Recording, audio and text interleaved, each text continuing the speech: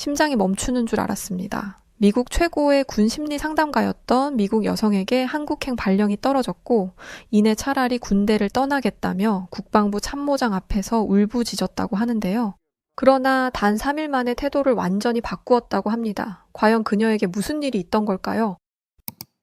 저는 미군 심리상담가인 사만다라고 합니다. 전 미국의 군인들과 그들의 가족들의 정신 건강을 지원하는 아주 중요한 역할을 하고 있어요.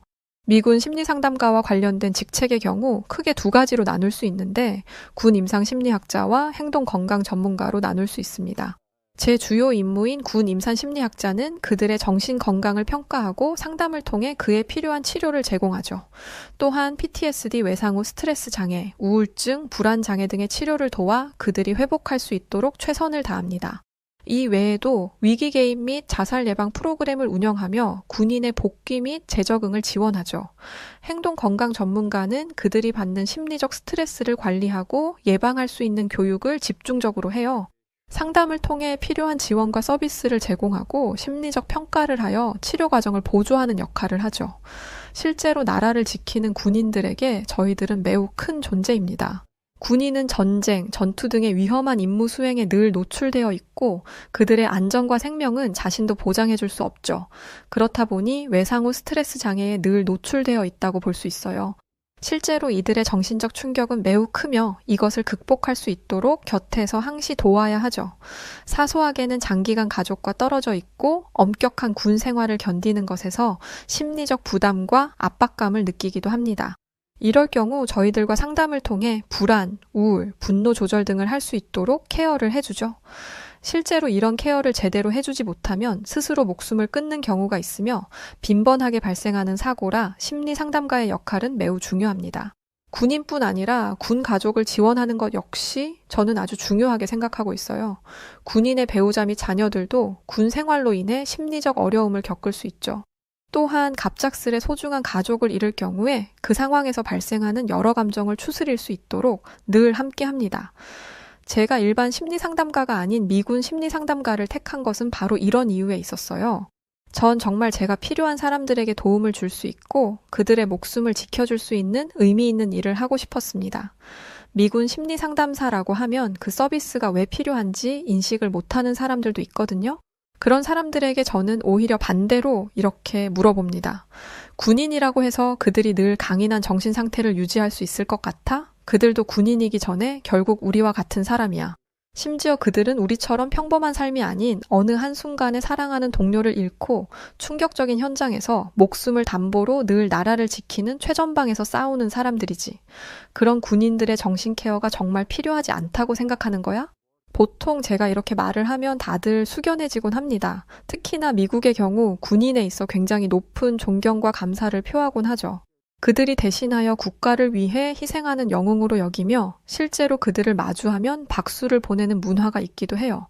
실제로 여론조사에서 미군은 미국에서 가장 신뢰받는 기관 중 하나로 꼽히기도 했습니다. 특히 미국에서도 보수적인 지역에서는 군을 강하게 지지하는 경향이 있죠. 그렇다 보니 퇴역 군인에 대한 복지에 대해서도 비판의 목소리가 많이 나오는 편입니다. 많은 퇴역 군인의 정신 건강 문제, 홈리스 문제 등을 중요하게 생각하지만 실질적으로 정부가 참전 용사에 지원하는 것은 충분하지 않다는 것이죠. 이걸 현역 군인들도 다 알기에 사전에 미리 스트레스를 받고 막역한 미래를 걱정하는 경우도 많습니다. 이런 포괄적인 심리를 모두 케어하는 것이 바로 제 역할이죠. 전 이런 제 직업이 좋았고 저로 인해 도움을 받았다며 웃는 그들의 모습을 보면 그것으로 기쁨과 행복을 느꼈어요. 제 직업에 대한 만족도가 높으니 생활적인 면에서도 전 만족하며 잘 지내고 있었습니다. 제 인생의 그래프는 큰 굴곡 없이 늘 수평선을 유지하며 그렇게 살고 있었죠. 그러던 어느 날 제 인생의 그래프가 한순간에 바닥을 찍어버리는 큰 사건이 하나 터지고 말았습니다. 단 한 번도 상상해보지 못했던 일이었죠. 그레이스가 이번에 한국으로 발령받게 되었어. 그곳에서도 지금처럼 멋진 상담사로 지낼 수 있을 거라 장담하거든.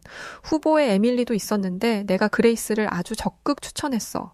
더 넓은 세상에서 많은 기회를 누리며 살기를 바란다. 상부에서는 제게 좋은 기회라며 한국 발령을 통보했지만 이 통보는 전혀 좋은 결과가 아니었습니다.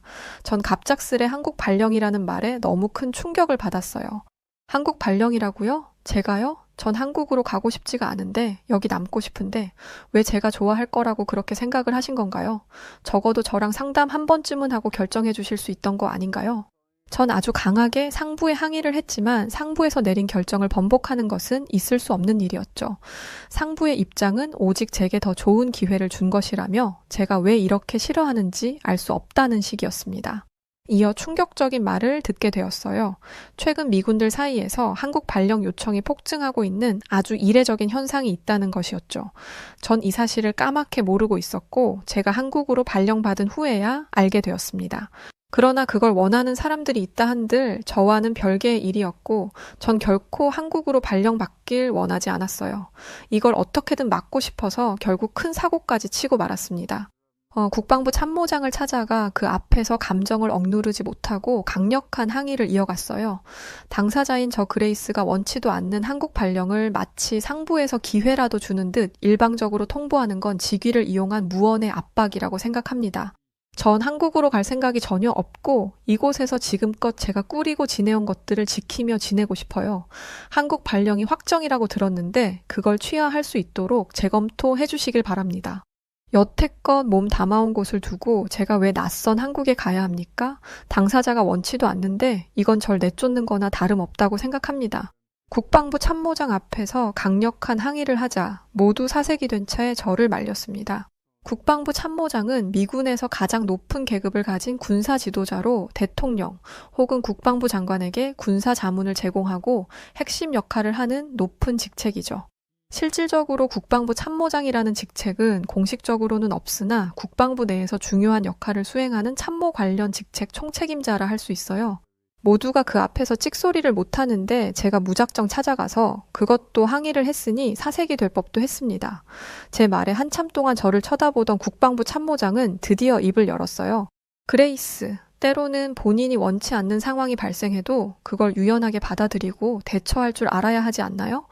지금 그레이스의 태도는 마치 어린아이가 아빠에게 달려와 울고 보채는 꼴과 같아요. 한국 발령이 누군가에게는 간절한 기회이고 누군가에게는 비극적인 결말이라고 한들 상부에서 내려온 지시를 따르고 싶지 않다면 본인의 자유를 찾아 이곳을 떠나면 됩니다. 제 앞에 와서 소란을 피울 것이 아니라요. 마지막으로 제가 정리해서 말하죠. 그레이스의 한국 발령은 확정된 사안임을 통보합니다. 아시겠어요? 너무나 단호한 그의 말에 저는 어떠한 말도 할 수 없었습니다.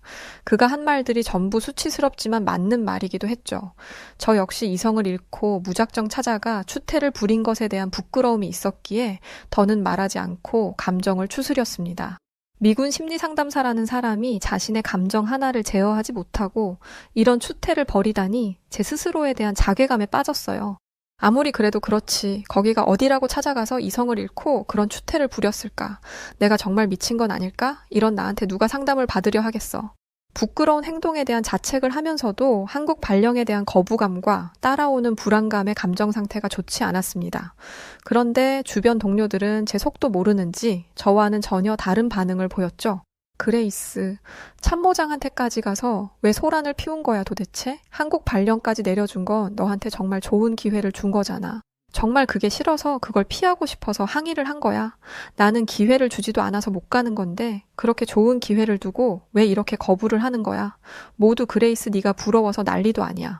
그래 그레이스, 한국 발령이 왜 그렇게 싫은 거야? 다들 어떻게든 한국으로 넘어가려고 안달인데 넌 그냥 가만히 있다가 넘어가는 거잖아. 심지어 자체적으로 발령까지 내려줬으니 상부 케어도 받을 수 있고 얼마나 좋은 기회야. 그레이스 네가 이렇게까지 거부를 하는 게 이해가 안 가. 정말 다들 똑같은 반응이라니까? 다들 제게 한국 발령에 대한 부러움을 표했고 전 그런 그들이 저를 놀리는 줄 알았습니다. 모두 나를 놀리는 거야? 내가 싫다면 싫은 거지? 이유가 꼭 있어야 해? 너희들은 내 마음을 몰라? 아니 말하고 싶지도 않아. 한국으로 발령 나는 게 무조건 좋은 건 아니잖아. 난 싫다고. 한국이라는 곳도 싫고 거기서 일해야 하는 것도 난 싫다고. 여기 남아있고 싶은데 방법이 없대. 상부 명령을 어기지 말라는데 정말 답답해서 미칠 것 같다고. 제가 이렇게까지 말하니 모두가 놀라는 눈치였어요. 그들에게 하는 말에 있어서 근거도 없고 타당한 이유도 없다는 것은 제 자신이 가장 잘 알고 있었습니다. 그런데 그들에게 제 아픈 상처까지 끄집어내면서 굳이 말하고 싶지 않았어요. 감히 꺼내기도 어려운 제 상처가 그들의 안주거리로 변질될지도 모른다고 생각했죠. 제가 한국 가는 걸 끔찍하게도 싫어하는 이유는 엄연히 있었습니다. 단순히 타국을 가기 싫은 게 아니라 전 한국이라서 가기 싫었던 거였죠. 한국을 혐오하게 된 개인적인 제 이유는 바로 제 전부였던 레이첼 때문이었습니다. 레이첼은 제 소중한 대학 친구였고 제가 숨만 쉬고 있어도 어떤 기분 상태인지 알 정도로 서로 친밀한 관계였어요. 함께 과제를 하고 학교를 다니며 저희들의 멋진 미래를 꿈꿨습니다. 제가 지금 누리며 사는 이것들 전부 원래는 레이첼과 함께 해야 했던 미래였죠. 저희 가족들도 레이첼네 가족들도 저희를 가족처럼 챙겨줄 정도로 각별한 친구였습니다. 그런 레이첼이 한국에 교환학생으로 가야 하는 일이 생겼어요. 거의 매일을 항상 붙어 있던 레이첼이 한국으로 간다고 하니 눈물이 났죠. 하염없이 우는 저를 보며 레이첼은 그랬어요. 그레이스, 나 어차피 미국으로 돌아오는 거 알잖아. 가서 열심히 공부하고 멋지게 돌아올 테니까 울지 말고 있어. 우리 전화 자주 할 수 있잖아. 그리고 너 꼭 한국으로 놀러 와. 우리 같이 한국 여행도 하면서 그렇게 이 시간을 즐겨보자. 한국은 재밌는 일이 정말 많은 곳이니까 흥미로울 거야. 난 그 시간이 너무 기대되는데 그레이스 네가 이렇게 울고 힘들어하면 내가 마음 편히 갈 수가 없잖아. 알겠어, 레이첼. 꼭 조심하고 우리 연락 자주 할 수 있는 거 맞지? 내가 꼭 한국으로 놀러 갈게. 너 보러 꼭 갈 테니까 그때까지 건강하게 있어야 해. 알겠지? 그렇게 레이첼은 한국 교환학생으로 떠났습니다. 늘 레이첼과 함께 하던 일상의 레이첼이 사라지니 도무지 뭘 해야 할지 모르겠을 정도로 제 삶의 전부였죠. 레이첼과는 약속처럼 매일같이 통화를 했고 한국에서 사귄 친구들도 보여주고 함께 연락을 할 정도로 레이첼은 잘 지내고 있었습니다. 저 역시 한국으로 여행을 갈 준비를 조금씩 했지만 현실적으로 공부를 해야 해서 시간을 내는 게 쉽지는 않았어요. 이런저런 핑계로 결국 한국 가는 건 계속 미뤄지고 있었죠. 그러던 2022년 어느 날 한국에 대참사가 났다며 세계적으로 난리가 났습니다. 전 한국이라는 말만 듣고 레이첼 걱정에 곧장 기사를 보게 되었어요. 그 기사를 보니 이태원 참사가 발생했고 그 사고로 정말 많은 희생자가 나왔다는 것을 알았습니다. 설마 아니겠지. 불안한 마음에 레이첼에게 받지 않는 전화를 수백 통을 했지만 제 전부인 레이첼은 그렇게 가버렸어요. 한순간에 한국의 이태원 참사로 제 전부를 잃은 저는 이 사실을 인정할 수 없었습니다. 그런데 이 미국에서는 도저히 이 상황을 해결할 수도 접근을 할 수도 없어서 답답함의 진실을 알아보려 곧장 저는 한국으로 날아갔죠. 그러나 제가 마주한 것은 복잡한 행정 절차와 언어 장벽이었습니다. 심지어 전 유가족도 아닌 친구라는 신분이라 레이첼에 대한 어떠한 것도 개입을 할 수 없었죠. 이를 안타깝게 여긴 레이첼의 어머니는 제게 그러셨어요. 그레이스 충분히 했어. 네가 여기서 더 힘들어하고 나서면서 네 삶을 내려놓으면 레이첼이 편히 눈을 감지 못할 거야. 이제 그만하고 네 삶에 집중하도록 하자. 우리가 레이첼 잘 보내줄 테니 그레이스 넌 이제 네가 해야 할 일을 하도록 하자. 고맙다. 레이첼의 끝을 여기까지 와서 함께 해줘서. 이렇게 레이첼을 허무하게 보낼 수는 없잖아요. 어떻게 이런 일이 벌어질 수 있어요? 2022년에 도대체 어떻게 왜 이런 일이 생긴 건지 진상조사를 명확하게 해야 하는 거 아닐까요? 심지어 한국인 희생자들에 대해서만 집중적이지 외국인은 뒷전인 것 같다고요. 레이첼은 이렇게 허망하게 가버릴 애가 아니잖아요. 전 도저히 아직도 믿을 수가 없어요. 죄송해요. 이런 모습 보여서. 레이첼의 가족들은 저를 진정시키고 제가 잘 살아갈 수 있도록 도와주려 했지만 전부를 잃었다는 생각에 저는 쉽지 않았습니다. 그때부터 한국에 대한 모든 증오와 경멸, 혐오의 감정이 생겨났어요. 이게 다 한국의 거지 같은 시스템 때문에 벌어진 일이야. 제대로 수습만 했어도 이런 대참사가 벌어졌겠어? 심지어 외국인에 대해서는 관심도 없잖아. 불쌍한 레이첼. 도대체 레이첼이 무슨 죄야? 레이첼의 시신을 겨우 미국으로 송환하는 이 어려운 과정에서도 다시금 좌절해야 했습니다. 이 과정은 비교적 복잡하며 여러 단계의 절차와 서류 작업이 필요했죠. 사망 신고 및 행정 절차, 시신 처리 및 방부 처리, 각종 서류 준비, 항공 운송 절차 혹은 유골 송환 등 이 모든 과정을 거치고서야 레이첼이 고향 땅을 밟을 수 있었습니다. 유가족들은 가족을 잃은 슬픔에 빠져 숨도 제대로 못 쉬고 있는 상황에 말도 안 통하는 이 낯선 한국 땅에서 저 까다로운 절차를 모두 밟아야 했죠. 이 과정에서 관료적 무관심에 저는 상처를 받았고 한국에 대한 인식 자체가 바닥으로 떨어지는 계기가 되었습니다. 이후 저는 한국의 안전 불감증과 사고 대응 체계에 아주 강한 불신을 갖게 되었어요. 너무나 많은 희생자가 나와 언급하는 것도 쉽지 않고 제게도 아픈 사건이라 제 입 밖으로 절대 꺼내지 않았던 얘기지만 한국은 분명 부족함의 경지를 달리고 있다고 생각했습니다. 한국에 대한 감정과 생각이 이렇다 보니 전 한국의 K-팝, K-드라마, 영화 등 세계적으로 이슈여도 의식적으로 강하게 거부를 했어요. 길을 걷다 한국 노래가 나오면 귀를 틀어 막아버리거나 인상을 찌푸릴 정도로 전 한국을 온몸으로 거부하는 사람이죠. 이런 비극적 사건과 연결된 제 개인적 트라우마는 쉽게 극복하기도 어렵습니다. 더군다나 전 극복할 의지가 없었어요. 한국에 대해 호의적인 마음을 둘 이유가 전혀 없었으니 말이죠. 그런데 이런 한국을 가야 한다니 제게 차라리 지옥 불구덩이로 떨어지라는 게 더 편한 선택이었습니다. 한국 발령을 앞두고 날짜는 야속하게도 흘러가고 점점 한국으로 가야 할 날이 다가오고 있었어요. 얼마나 가기 싫었으면 전 짐조차 싸지 않고 아무런 준비도 하지 않고 있었습니다. 태어나 처음으로 계획 없이 막무가내로 지냈던 시간이었죠. 그러던 어느 날 저는 상담실에서 아주 놀라운 장면을 목격했습니다. 제게 상담을 받는 많은 여군들이 한국에 대한 호감도가 상상 이상으로 높다는 것이었죠. 한국은 진짜 깨끗해요. 제가 여행을 좋아해서 많이 다녀봤지만 한국처럼 깨끗한 곳은 없었거든요. 뭐랄까 여성 친화적 환경이라고 해야 할까요? 그리고 안정성은 진짜 높게 평가해야 한다고 생각해요. 밤 늦게 혼자 걸어도 안전한 곳은 한국밖에 없을걸요? 한국은 여성을 존중하는 문화를 느낄 수 있는 곳이에요. 심지어 외국인에게 차별 대우 없이 대해주고 챙겨주는 곳이거든요. 한국에 있는 동료들은 절대 미국으로 돌아오고 싶지 않다고 할 정도라니까요. 저는 이해할 수 없었으나 한국에 대한 긍정적인 증언들은 계속해서 쏟아지고 있었죠. 심지어 일관성 있는 말들만 나오니 당혹감을 감출 길이 없었습니다. 한국을 왜 그렇게 싫어하는지 모르겠지만 한국을 겪어보면 절대 지금의 감정과 다른 감정이 생길 거예요. 이번 기회에 한국이 어떤 곳인지 제대로 한번 느껴보고 와요. 끝까지 제게 한국에 대한 생각을 바꿀 수 있을 거라며 긍정적인 말을 쏟아냈고 전 그렇게 한국으로 떠났어요. 인천공항에 도착한 저는 한국에 대한 모든 것들이 거슬렸기에 경계의 눈으로 날카롭게 쳐다보기 시작했습니다. 한참 경계를 하던 제가 처음으로 놀란 것은 바로 한국의 효율적인 입국 심사 시스템이었어요. 이렇게 입국 심사가 빠른 국가는 처음 봤죠. 심지어 자동화 시스템이라 간편했고 관광객에게 아주 친절한 모습이었습니다. 친절하면서 이렇게 빠른 처리를 한다니 놀라웠죠. 심지어 친절하다고 해서 입국 심사를 설렁설렁 하는 것도 아니고 엄격한 순간에는 딱 엄격하게 아주 철저하게 진행하는 모습이 인상적이었습니다. 물론 놀라긴 했지만 그렇다고 해서 한국에 대한 증오가 없어진 것은 아니었죠. 공항은 전 세계 사람들이 오고 가는 곳이라 시스템적으로 잘 해놨을 수 있지. 또 직원들이야 똑똑한 사람들만 있을 테니 현명하게 대처하는 걸 수도 있지. 전 그렇게 생각을 했지만 제가 겪을수록 한국의 모습은 더욱 놀라웠습니다. 늦게 도착해 밤늦게 호텔 체크인을 하러 가야 해 걱정이 많았어요. 그런데 택시 기사님도 아주 친절하셨죠. 짐을 다 들어주시고 호텔에 도착해서도 짐을 내려주셨고 호텔 직원분이 제 짐을 옮겨주시는 서비스까지 받을 수 있었습니다. 체크인을 할 때도 영어 소통이 원활한 편이라 막힘없이 대화를 할 수 있었죠.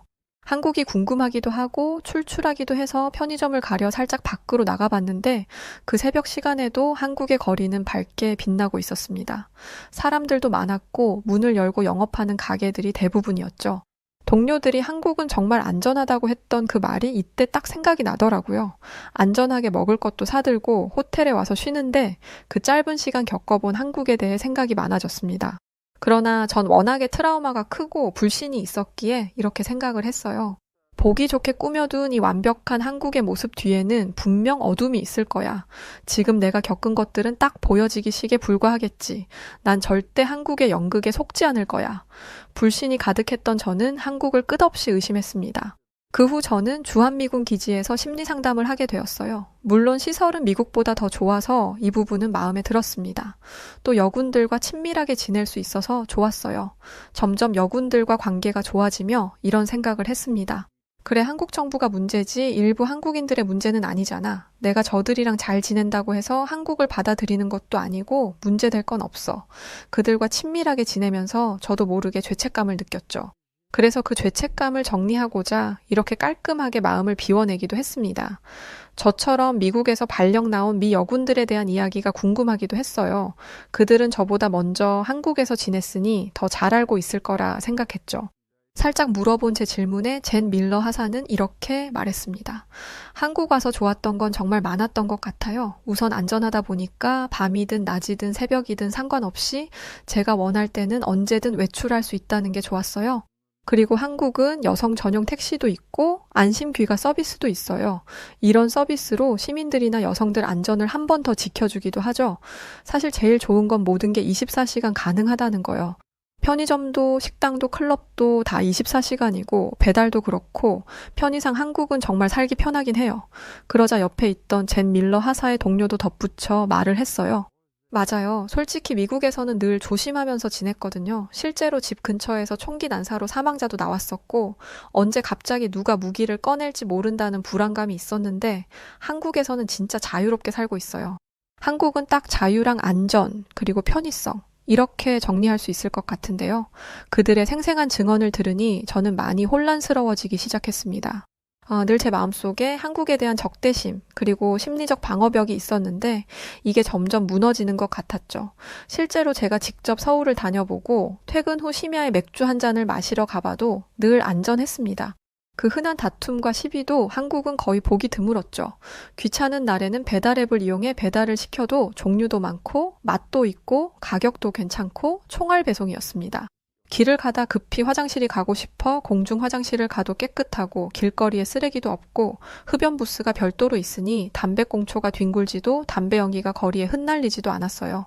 또 어딜 가도 한국인들은 친절했습니다. 가벼운 대화를 해도 그들은 거부감 없이 웃으며 대화를 이어가줬고 도움이 필요한 외국인인 제게 선뜻 도움을 주고 쿨하게 떠나는 모습이었죠. 한국에 대한 이 감정들의 혼란을 겪던 중 전 정말 우연히 이태원 참사 추모 공간을 발견했어요. 순간 아무것도 보이지 않고 멍해졌죠. 한국에서 이런 공간을 만들어 추모를 하고 있다는 사실을 전혀 몰랐습니다. 알아보니 유가족뿐 아니라 시민들도 참여하여 희생자를 추모하기 위한 공간이라고 했죠. 심지어 그곳에서 전 한국인 자원봉사자인 김윤혜 씨를 만나게 되었어요. 윤혜 씨를 통해 사고 이후 안전 시스템의 대대적인 개혁이 있었고 유가족들을 위한 지원 노력에 대해 들을 수 있었습니다. 참사 이후에 정부와 지자체는 재난 대응 시스템을 대대적으로 개선했고 112 신고 대응 시스템도 강화를 했어요. 이 외에도 이태원 참사 방지법, 대규모 인파관리 조례를 신설하는 법 개정도 했죠. 유가족들에게는 장례비 및 생계지원 위로금, 유가족 취업 지원 등의 경제적 지원을 했고 그 외에도 심리상담 및 의료 지원도 해줬습니다. 여기서 더 충격적인 사실을 들을 수 있었죠. 저 또한 그날 그 현장에 있던 생존자인데 아직도 너무 끔찍하고 아파서 이렇게 자원봉사하면서 마음을 비우곤 해요. 사연을 들어보니 감히 뭐라 위로의 말을 드려야 할지 모르겠지만요. 그날 그 현장에서는 한국인만 구하려 한 게 아니고 외국인들도 다 똑같이 그냥 한 사람이라도 더 구하려고 서로 죽으림을 다했어요. 실제로 제 눈앞에서는 외국인을 구하다 희생한 한국인도 있었고요. 은혜 씨의 말을 듣고 전 그동안에 제가 편견을 가졌던 이 사건의 새로운 측면을 알게 되었습니다. 어쩌면 저는 레이첼을 잃은 그 슬픔의 탓을 한국에 돌리고 원망하느라 제대로 이 사건을 들여다보지 않은 것일지도 몰라요. 마음에 굳게 쳐져 있던 방어벽은 점점 허물기 시작했고 많은 감정이 몰려왔습니다. 이런 제게 은혜 씨는 고맙게도 한국에 대한 안전함을 보여주고 싶다며 다양한 시스템과 문화를 경험시켜줬어요. 한국에 대한 증오감이 있을 수 있고 안전하지 않다고 생각할 수 있다고 생각해요. 그래서 제가 직접 한국의 다양한 안전 시스템을 보여드릴게요. 오해도 풀어드리고 싶고 앞으로 한국에서 지내면서 이용하셔도 좋을 거예요. 그렇게 은혜 씨와 함께 저는 많은 것을 경험했습니다. 지하철역에 여성 안심 벨이 있어 위급시 벨을 누르면 즉시 현장으로 보안요원과 경찰이 출동해 보호를 해준다는 것도 알았죠. 또 경찰서에 여성 안심 귀갓길 동행 서비스가 있어서 너무 늦은 시간이나 혼자 가기 무서운 날에는 이 서비스를 이용하면 함께 집 앞까지 동행을 해준다고 했습니다. 이 외에도 편의점 안심 서비스도 있고 각종 지하 주차장에도 SOS벨 등이 있다는 것을 알았어요. 무엇보다 곳곳에 CCTV가 있기에 증거 확보에도 도움을 받을 수 있고 어디서든 찍힐 수 있다는 생각에 범죄율이 낮을 수밖에 없다고 했죠. 이런 한국의 시스템을 알수록 저는 인정할 수밖에 없었습니다. 강대국인 미국보다 훨씬 우수한 시스템을 갖추고 있는 것은 사실이니 말이죠. 은혜 씨와 함께 재난 대응 시스템의 개선 현장과 시민주도 안전문화 캠페인에도 방문을 했는데 이곳에서 저는 깊은 감동을 받을 수 있었어요. 이곳에서 한국 사회가 수많은 비극을 딛고 변화하며 성장하는 모습을 전 다 볼 수 있었죠. 전 은혜 씨에게 충분히 감사를 표하고 돌아와 홀로 생각을 정리했습니다. 그리고 레이첼이 교환학생으로 있을 때 곁을 지켜주던 몇몇의 동창생들과 어렵게 연락을 할 수 있었고 그들을 만나 함께 레이첼을 추모하는 시간을 가졌어요. 갑자기 연락해서 당황했을 텐데 이렇게 레이첼 추모 시간을 함께 해줘서 너무 고마워요. 그간 레이첼을 제 마음속에서 떠나보내지 못하고 있었는데 이제는 이 시간을 끝으로 가슴에 묻고 보내주려고 해요. 레이첼이 그렇게 가고 저희들도 많이 괴로워했거든요. 이후 추모하러 몇 번 왔었는데 이렇게 다 같이 오니 정말 좋네요. 레이첼이 너무 좋아하겠어요. 우리 모두 다 같이 꼭 놀자고 레이첼이 그랬었잖아요. 드디어 모였네요, 모두가. 그렇게 레이첼의 추모를 끝으로 전 정말 가슴에 묻고 시원하게 레이첼을 보내줬습니다. 이어 한국에 대한 증오의 감정도 깨끗하게 씻어냈죠. 적어도 한국은 대참사가 있었으나 그 이후 안전 문화 개선을 위해 수많은 노력을 했고 시행하고 있다는 것에 감명을 받았거든요. 제가 마음을 이렇게 비우고 나니 한국에서 근무를 하는 시간들이 편해지기 시작했습니다. 처음에는 다 싫고 불편했지만 이제는 한국 생활의 편리함을 제대로 알아버렸죠. 결국 한국에서의 근무가 끝나고 미국으로 복귀를 앞둔 시점에 전 상부에 요청을 했습니다. 저 한국 근무 연장하고 싶습니다. 가능하다면 한국에서 더 연장해서 근무를 하고 싶어요. 그렇게 자발적으로 근무까지 연장하고 전 한국에 남아 있어요. 현재 저는 한국과 미국의 재난심리 대응 시스템을 비교 연구하는 프로젝트를 진행 중에 있습니다. 재난은 어디서든 갑자기 벌어질 수 있지만 그걸 예방하고 또 상황 발생 시 대응하는 시스템을 얼마나 잘 갖추고 있느냐에 따라 결과는 달라질 수 있죠. 전 한국을 증오하는 그 마음을 끝내고 이제는 한국의 시스템을 비교 삼아 미국의 시스템 개선에도 앞장서고 있습니다. 해당 프로젝트에 미국 도시계획 전문가도 함께 하는데 24시간 안전한 도시, 설계, 재난에 대응하는 시스템 등 함께 계획하며 조금 더 발전된 미국의 모습을 기대 중에 있어요. 한국의 혁신적 접근법이 미국 도시의 안전을 획기적으로 개선시키는 것에 큰 역할을 하고 있고 한국과 미국의 합동 프로젝트이기에 상당한 성과를 기대하며 모두가 참여하고 있죠. 한때 개인적 트라우마로 괴로웠던 시간들이 있었지만 전 그것을 뛰어넘고 사회적 변화의 주체가 되는 한 일원으로 지내고 있습니다. 한국, 미국 상호 발전의 긍정적 순환을 기대하고 있으며 지금보다 더욱 안전하고 희망적인 결과가 곧 다가올 것을 저는 확신하고 있답니다. 곧 레이첼 부모님과 저희 부모님이 한국으로 오시는데 걱정 많으신 양가 부모님께 한국이 이렇게 안전한 곳이라고 그래서 더 있을 거라고 보여드릴 겁니다. 그리고 아픈 시간을 다시금 모두 함께 치유하는 시간을 가지려 해요. 모두의 안전을 위해 최고의 결과로 꼭 보여드리겠습니다. 연간 총기 사망자가 무려 4만 5천 명, 하루 평균 123명이 목숨을 잃는 미국에서 탈출을 결심한 미국인들이 있습니다. 세계 10대 경제 대국이자 첨단 기술 강국으로 성장한 바로 한국으로 말입니다. 세계에서 가장 안전한 나라, 또한 미국보다 30% 저렴하면서도 더 뛰어난 의료기술력, 세계의 중심이라던 미국을 버리고 한국을 택했던 미국인들의 이야기 지금 바로 시작하겠습니다. 제가 살던 디트로이트는 약 80% 이상의 인구가 바로 흑인입니다. 저 역시 미국 디트로이트에서 아이를 낳고 살던 평범한 엄마였던 아리나라고 해요. 제가 살던 곳은 일명 자동차의 도시라고도 불리고 반대로 흑인들의 도시라고도 불립니다. 저도 남편도 흑인으로 저희들이 안전하게 살 수 있는 동네를 찾아 터를 잡은 곳이 바로 이곳이죠. 시대가 많이 바뀌고 세월이 많이 흘렀지만 미국 내에서 흑인은 여전히 인종차별의 대상입니다. 심한 경우에는 사람 취급도 해주지 않는 경우가 있었어요. 제가 정말 좋아하는 말이 하나 있습니다. 사람이 사람을 미워하는 데는 여러 가지 이유가 있을 수 있다. 다만 피부색이 그에 포함될 수는 없다. 피위 리즈의 명언인데요. 저는 이 말을 전 세계 인구 모두가 실현해주길 바라며 늘 속으로 되새겼습니다. 제 유년 시절은 정말 기억도 하기 싫을 정도로 아픔으로 젖어 있어요. 흑인이라고 매일같이 손가락질 받는 것은 물론이고 친구들과 함께 어울리는 것은 상상조차 하지 못했습니다. 저희 부모님 역시 흑인으로 한평생 차별을 받고 사셔서 그런지 제게 거는 기대가 더욱 컸어요. 쉽게 무너지는 모습을 가만히 지켜보지 않으셨고 어떻게든 일어서라고 늘 채찍질을 하셨습니다. 아리나, 그렇게 약해 빠져서 도대체 이 험한 세상을 어떻게 살아가려고 그래? 우리는 남들보다 더 독해야 하고 마음을 다잡고 더 열심히 살아야 성공할 수 있다고 말했니? 안 했니? 남들이 널 놀렸다고 해서 울 게 아니라 그들보다 더 잘나야지, 성공해야지, 그렇게 생각을 하고 실천하란 말이야. 울기만 한다고 해서 달라질 게 있을 것 같아? 제가 성장하면서 늘 들었던 말이었죠. 남들보다 더 노력해라, 분발해라, 울지 말아라, 독해져라. 이 말을 숨쉬듯 들으며 살았지만 저는 그렇게 독한 사람으로 성장하지는 못했어요. 놀리면 놀리는 대로 상처를 받았고 눈물을 흘렸습니다. 친구들이 껴주지 않아 제대로 마음 터놓을 친구 한 명도 없었어요. 그 사이에 끼고 싶어서 발악을 해보기도 했지만 누군가는 저를 미워했고 또 누군가는 피부가 검은 흑인이라는 이유로 저를 놀렸습니다. 가장 슬펐던 것은 검은 제 모습을 누군가는 너무도 무서워하며 경악을 했어요. 저를 무서워하는 사람들에게는 정말 할 수 있는 게 없었고 저도 모르게 제 모습을 감추기 바빴습니다. 저는 한평생을 이렇게 살다 남편을 만나게 되었어요. 늘 소심하게 사람들 눈치 보기 바빴던 제가 남편과 연애를 하면서 세상이 아름다운 것이라는 걸 알게 되었습니다. 오직 남편과 있으면 세상 사람들의 시선이 두렵지도 않았어요. 제 남편은 미국인도 아니었고 흑인도 아니었습니다. 바로 동아시아 국가의 한국인이었죠.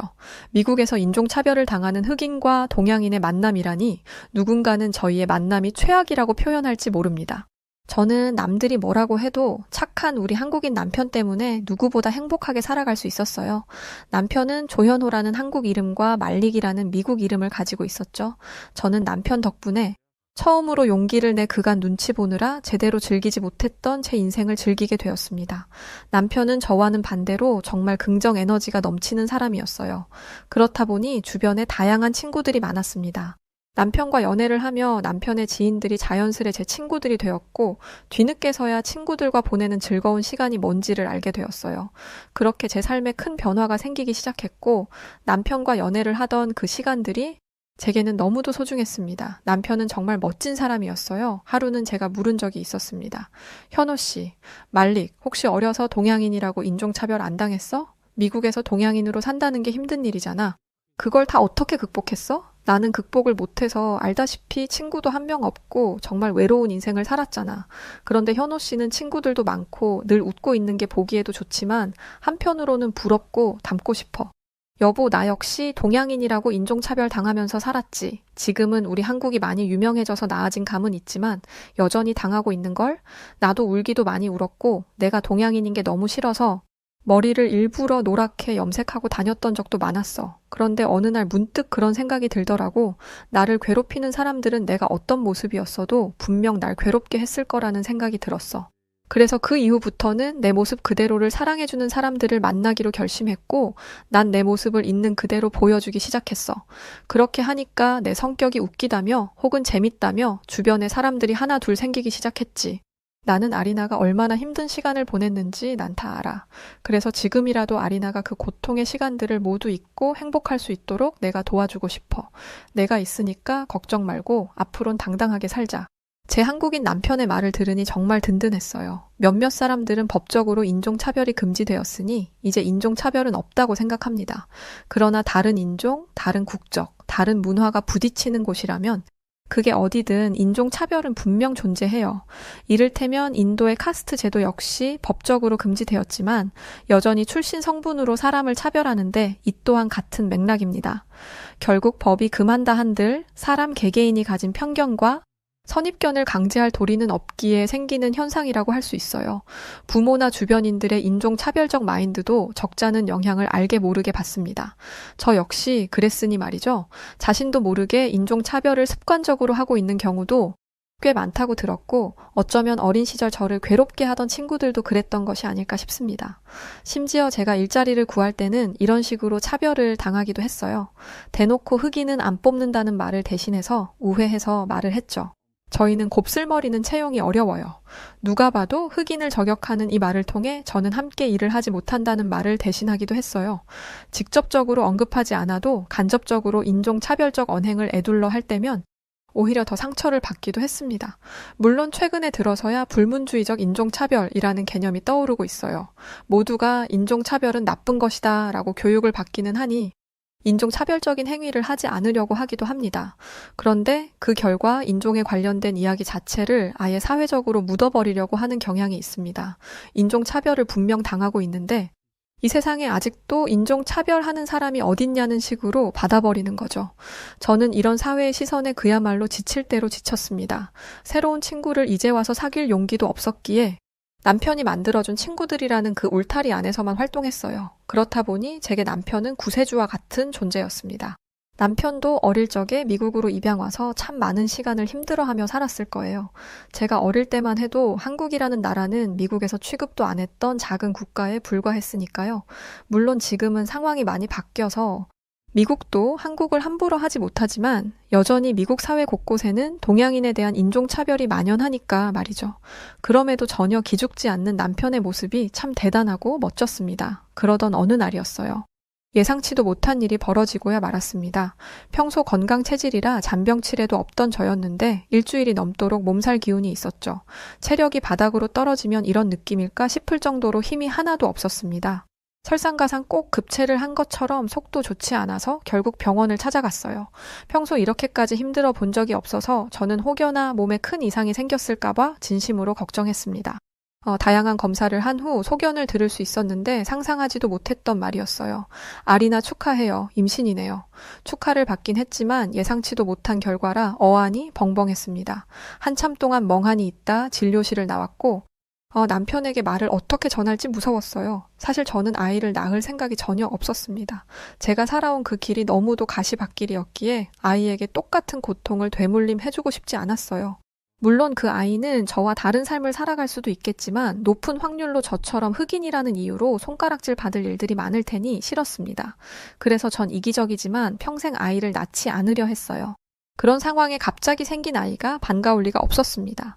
그렇다 보니 남편에게 이 소식을 전하는 것도 쉽지 않았어요.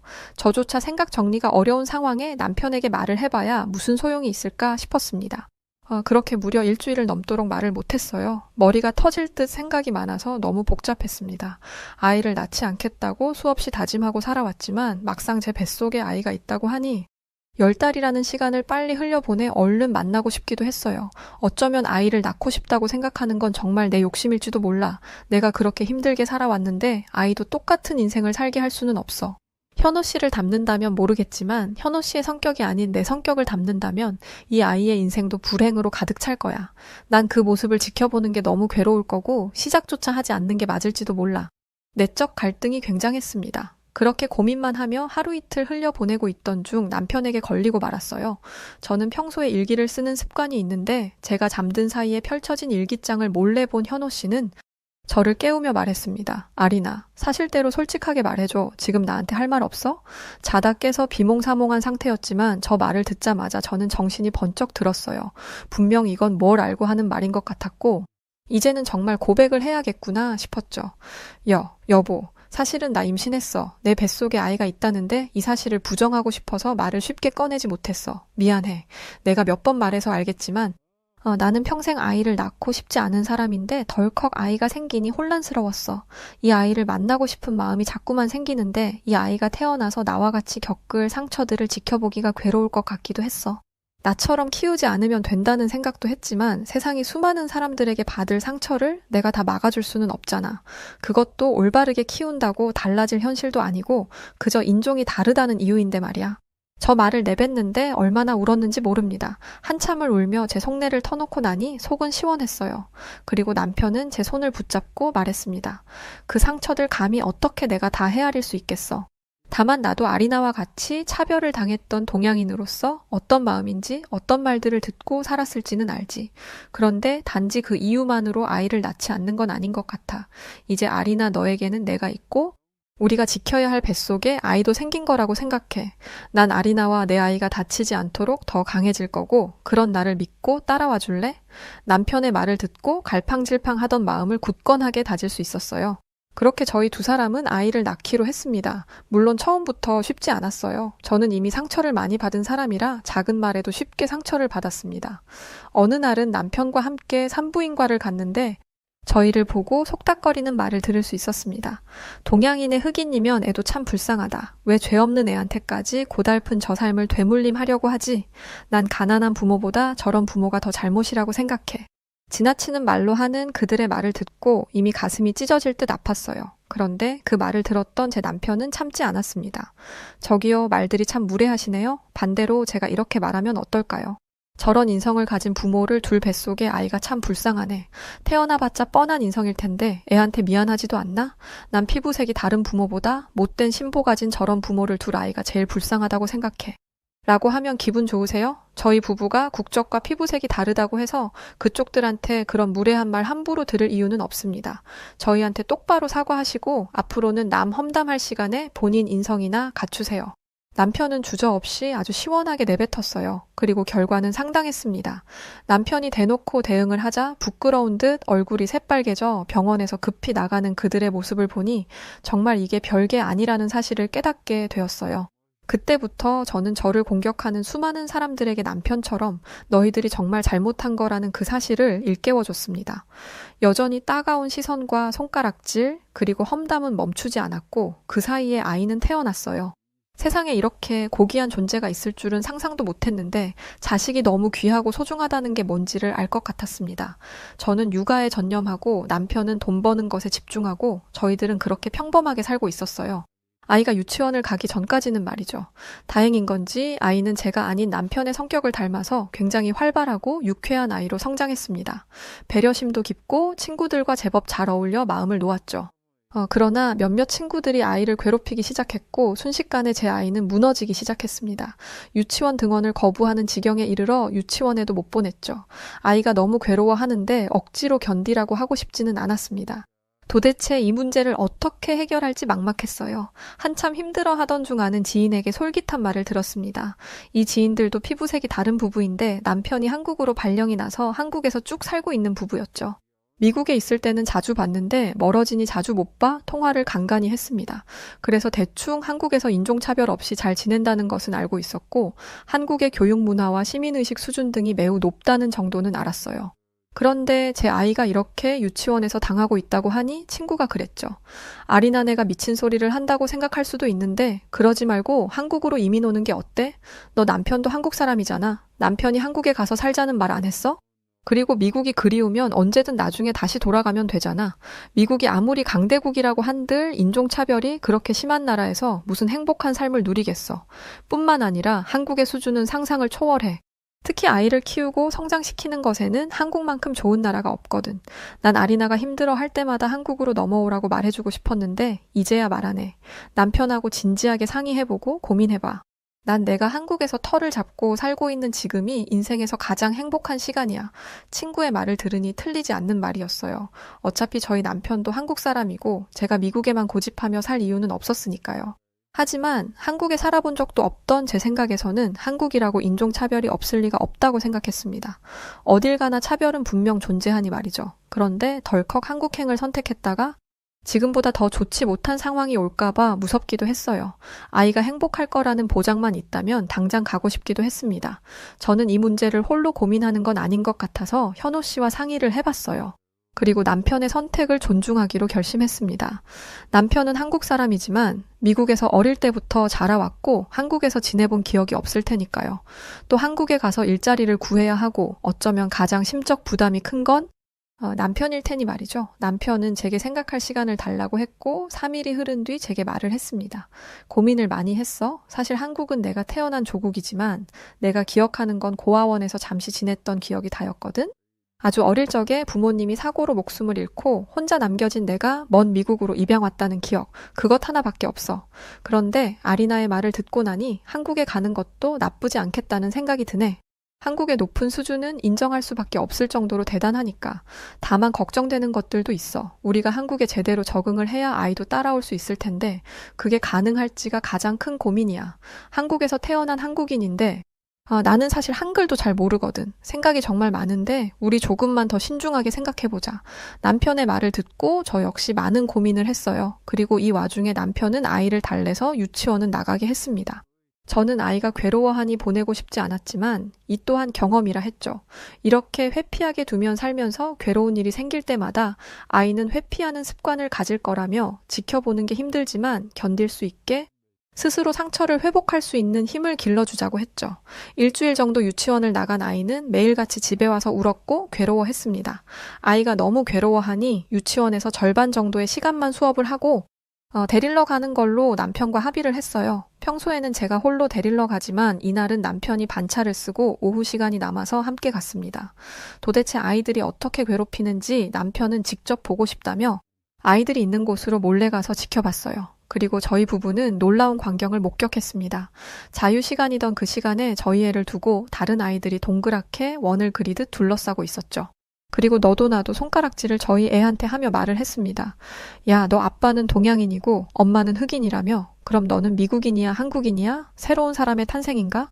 제가 나서기도 전에 남편은 아이들에게 성큼성큼 다가갔고 저희 애를 제게 보낸 후 말했습니다. 친구한테 어떻게 심한 말을 그렇게 할 수 있니? 국적과 인종을 가지고 놀리고 괴롭히는 사람은 절대 큰 사람으로 성장할 수 없단다. 너희들은 지금 너무 큰 실수를 한 거고 평생 이 순간을 기억하길 바란다. 남편은 그 길로 고민할 것도 없이 당장 한국으로 가자고 했어요. 그렇게 저희 가족은 한국으로 이민 갈 준비를 정말 빠르게 했습니다.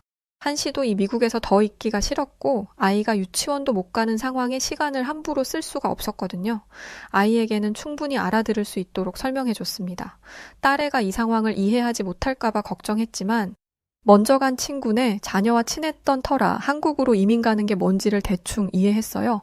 저희 부부는 먼저 한국에서 터를 잡은 친구네 부부에게 도움을 많이 받았고 그 친구네가 사는 동네로 갔습니다.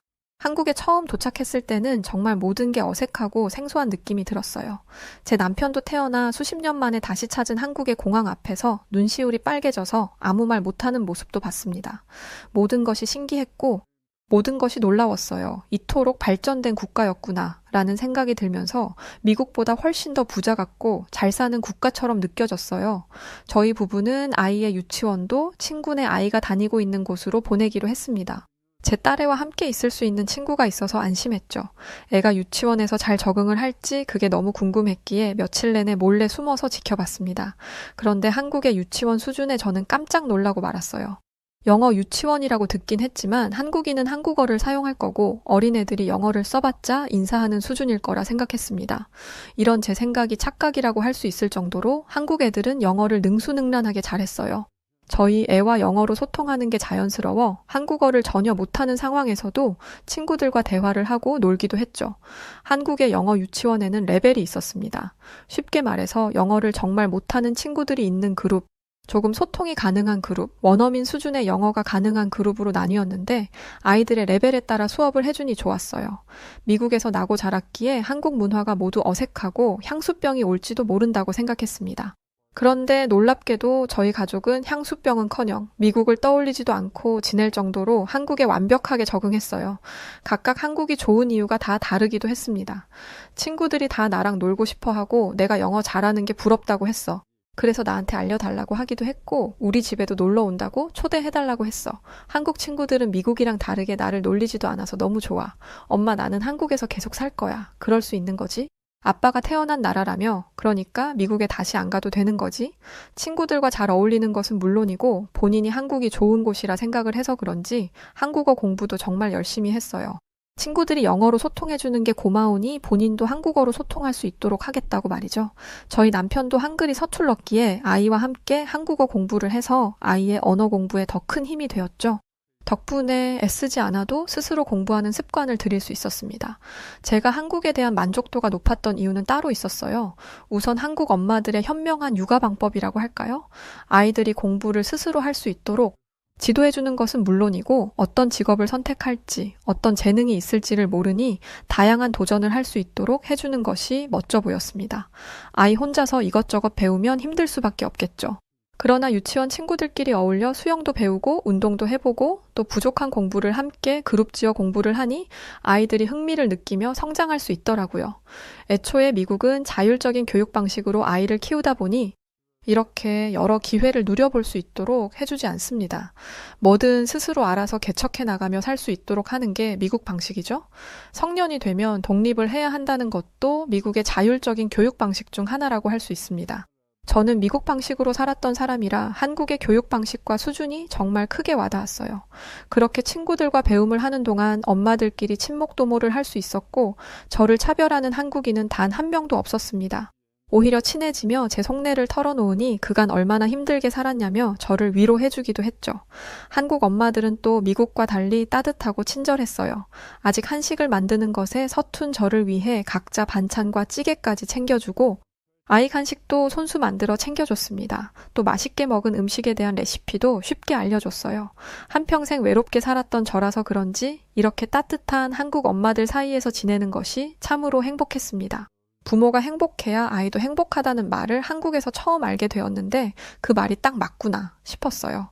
심지어는 한국 TV 예능 프로그램에 조나단이라는 흑인이 활동하는 모습을 보면서 정말 국적과 인종에 대한 차별이 없는 국가이구나 라는 생각이 들었습니다. 남편의 만족도 역시 높았는데 작은 회사지만 영어권 사람들을 남편이 다 상대하는 것으로 연봉은 꽤 좋았습니다. 미국에서 수십 년을 살았기에 영어를 잘하는 게 당연한데 회사 동료들은 늘 남편을 칭찬했어요. 남편은 회사 때문에 사람들과 소통하기 위해 한국어를 정말 열심히 공부했는데 확실히 한국인의 피를 가져서인지 언어를 빨리 습득하는 것을 보고 회사 동료들은 남편의 실력을 인정해주기도 했습니다. 남편은 늘 친구들 사이에서 살았던 사람이라 오히려 한국에서 친구 없이 지내면 외로울까봐 걱정이 많았어요. 그런데 지금 회사 동료들뿐 아니라 아기 유치원 아빠들과도 친하게 지내고 있습니다. 남편은 제게 그래요. 난 지금 꼭 다른 세상에서 제2의 인생을 새롭게 사는 기분이야. 다 사람 사는 거 똑같은데 미국과 한국은 살아가는 사람들의 태도와 분위기부터가 달라도 한참 달라. 내가 태어난 한국이 이렇게 멋진 곳이었다는 걸 몰랐다니. 참 지난 수십 년이 한스러워. 한국보다 미국이 더 강대국이라고 하지만 내가 봤을 때 미국은 한국의 이런 문화들을 배워야 해. 특히 개인주의 성향이 강한 미국 사람들이 전부 한국 사람들의 성품을 제대로 느껴봤으면 좋겠어. 이걸 우리만 안다는 게 일부만 아는 게 정말 아쉬울 지경이야. 혹여나 저희들이 한국에서 적응하지 못하면 1년 정도 채우고 미국으로 돌아갈 생각이기도 했습니다. 지금은 도대체 왜 그런 걱정을 했을까 싶을 정도로 잘 지내고 있고요. 벌써 몇 년 전 이야기가 되었습니다. 아이는 유치원, 그리고 초등학교, 중학교를 쭉 한국에서 잘 다녔어요.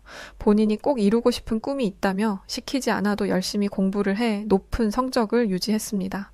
도대체 무슨 직업이니 물어보면 알려주지도 않아서 얼마나 궁금했는지 몰라요. 그리고 대학 진학을 할 때야 비로소 꿈을 알게 되었습니다. 아이가 원하던 꿈은 바로 승무원이었어요. 다양한 나라의 사람들이 이용하는 비행기 안에서 본인이 소통의 창구로서 역할을 제대로 해주고 싶다고 했습니다. 물론 피부색과 국적이 다르기에 그 꿈을 이룰 수 있을지는 모르겠지만 저는 제 딸의 꿈을 응원합니다. 미국이 아닌 한국만 봐도 이렇게 또 다른 세상이 있다는 것을 알아서 승무원 일을 하며 수많은 나라를 경험해보고 싶다고 했죠. 우리 딸이 이렇게 멋진 꿈을 꾸고 있을 줄은 몰랐어요. 지금은 애 유치원 엄마들 전부와 연락을 하지는 않지만 시간이 흐르며 자연스럽게 멀어지기도 또 오래도록 옆에 있기도 하는 관계로 지내고 있습니다. 이사를 가거나 학교 진학 문제로 떨어져 아쉽지만 각자의 인생을 살아가며 간간히 연락을 하고 있는데 그때 그 시절이 떠올라서 참 좋아요. 지금 제게 또 다른 친구들이 많이 생겼지만 유치원 엄마들은 제가 너무 힘든 시절에 만난 따뜻한 사람들이라 그런지 오래도록 기억에 남네요. 그 어렸던 딸도 이제는 훌쩍 커서 미래를 준비하고 있고 제가 집에서 할 게 별로 없어졌습니다. 그래서 아르바이트라도 할까 싶었어요. 남편에게 도움이 될 수도 있고 말이죠. 애가 다 컸다고 하지만 시집을 갈 때까지는 쭉 애 앞으로 돈이 나갈 테니 한 푼이라도 보탬이 되면 좋을 것 같았습니다. 또 아이를 낳은 순간부터 지금껏 일을 한 번도 하지 않고 살림만 했으니 제게도 좋은 경험일 거라 생각했어요. 그렇게 저는 한국 친구의 도움을 받아 세계과자 전문점에서 낮 시간 동안 일을 하게 되었습니다. 그곳은 한국인들뿐 아니라 외국인들이 많이 와서 저처럼 영어와 한국어가 모두 가능한 외국인을 필요로 했죠. 일이 별로 어렵지도 않고 돈을 벌 수 있고 또 제가 필요한 곳에서 일을 하니 하루하루 퇴근을 할 때마다 느껴지는 성취감이 너무 큽니다. 처음 한국으로 넘어왔을 때가 오랜만에 떠오르네요. 절망과 좌절, 그리고 두려움의 감정으로 한국 땅을 밟았는데 지금은 저희 가족 모두가 온정이 가득한 이 한국 땅에서 정착한 것은 그야말로 기적이라 말을 하고 있습니다. 저희처럼 가족 전체가 이민 온 흑인들도 꽤 많아서 온라인을 통해 오프라인 만남도 이어가고 있어요. 그들 역시 미국을 버리고 한국으로 넘어온 것이 평생 가장 잘한 일이라고 말할 정도로 한국은 정말 감사하고 좋은 곳이라고 말해요. 근데 이건 정말 100% 진실이죠. 제가 직접 살아봤으니까요. 제게 가장 행운의 순간이 있다면 한국인 남편을 만나게 된 것이고 한국인 남편과 아주 예쁜 우리 딸을 낳게 된 일이고 남편의 고향인 한국에서 살게 되었다는 것이에요. 그러니 제가 가만히 있을 수가 있나요? 한국에게, 한국인 분들에게 두 손 가지런히 모으고 정말 가슴 깊은 곳에서 올라오는 진심을 꾹꾹 담아 정말 감사드린다는 말을 전하고 싶었습니다.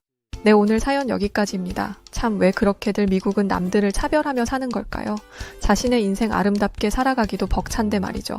한국과의 인연이 참 깊으시네요. 늘 행복하셨으면 좋겠습니다. 자, 그럼 오늘 사연 어떻게 들으셨나요? 사연이 재미있으셨다면 구독과 좋아요 부탁드리고 그럼 지금까지 저는 여우튜브 송은지였습니다. 저는 더 유쾌한 영상으로 찾아뵙겠습니다. 영상 봐주셔서 감사드리고 늘 고맙고 사랑합니다. 언제나 건강하세요. 당신만의 여